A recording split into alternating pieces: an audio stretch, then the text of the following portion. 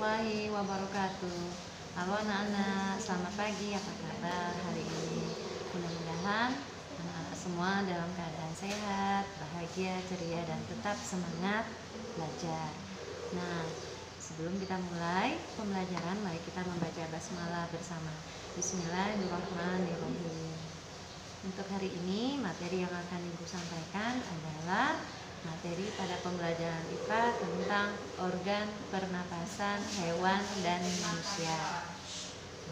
Anak-anak pasti sudah tahu, pernah lihat hewan-hewan di sekitar kita. Nah, kalau kemarin kita belajar tentang organ gerak hewan, hari ini kita akan belajar tentang organ pernapasannya. Nah, jadi salah satu ciri makhluk hidup yaitu hewan, manusia, juga tumbuhan, yaitu cirinya bernapas. Nah, hewan di sini yang akan Ibu bahas, yang pertama adalah sistem pernapasan hewan disesuaikan dengan tempat hidupnya.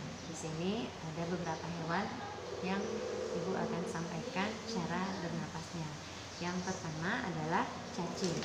Cacing bernapas menggunakan permukaan kulit basah. Semakin lembab tempat, semakin mudah proses penyerapan oksigen dan pengeluaran karbon dioksida pada tubuh cacing. Yang kedua adalah serangga. Serangga bernapas menggunakan trakea. Ikan bernapas menggunakan insang.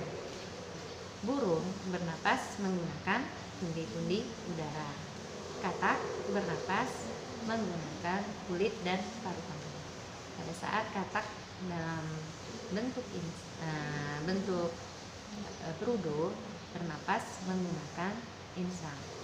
Sedangkan reptil, salah satu contohnya adalah hewan kura-kura, bernapas menggunakan paru-paru. Lalu ada serangga. Di sini serangga contohnya misalnya kupu-kupu. Nah, itu bernapas menggunakan trakea. Satu lagi yaitu cacing, bernapas menggunakan kulit yang basah. Mamalia bernapas menggunakan paru-paru. Selanjutnya, untuk alat pernapasan pada manusia dan fungsinya. Alat pernapasan pada manusia itu adalah paru-paru. Lalu berikut ada alur pernapasan manusia. Jadi udara masuk ke dalam tubuh, lalu melewati hidung. Di hidung udara disaring. Setelah itu masuk ke dalam trakea atau tenggorokan. Dari tenggorokan menuju ke bronkus, bronkus menuju ke bronkiolus, lalu ke alveolus. Di alveolus inilah terjadi perputaran oksigen dan karbon dioksida. Lalu udara setelah menghirup oksigen, lalu akan dikeluarkan dalam bentuk karbon dioksida.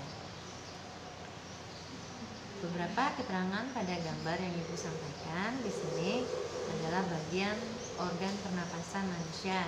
Yang utama hidung, yang B faring, C laring, D trakea, E bronkus, F paru-paru, dan G diafragma. Nah, diafragma ini adalah sekat antara rongga dada dan rongga perut. Nah, jadi bagian-bagian tubuh yang berperan dalam pernapasan yang utama itu adalah pertama hidung. Fungsinya menyaring debu atau kotoran yang berasal dari udara, menyesuaikan suhu dan kelembaban udara untuk memudahkan proses penyebaran gas dalam tubuh. Lalu kedua trakea atau tenggorokan yang menghubungkan antara bagian hidung dan paru-paru. Penyaringan kembali udara yang masuk dan mengantarkan udara tersebut ke paru-paru. Selanjutnya paru-paru.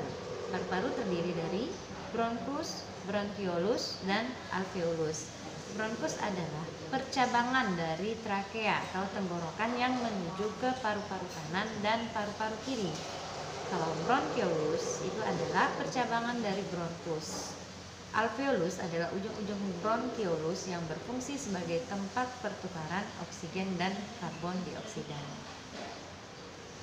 Selanjutnya, bagaimana proses pernapasan pada manusia? Nah, yang kita alami sendiri bahwa proses pernapasan itu terdiri dari dua, yaitu menghirup udara yang disebut dengan inspirasi dan proses menghembuskan udara yang disebut ekspirasi. Proses menghirup udara Yang pertama, udara masuk melalui hidung, lalu disaring oleh lendir dan rambut hidung, lalu paru-paru mengembang dan rongga dada membesar, kemudian gas oksigen diserap oleh alveolus.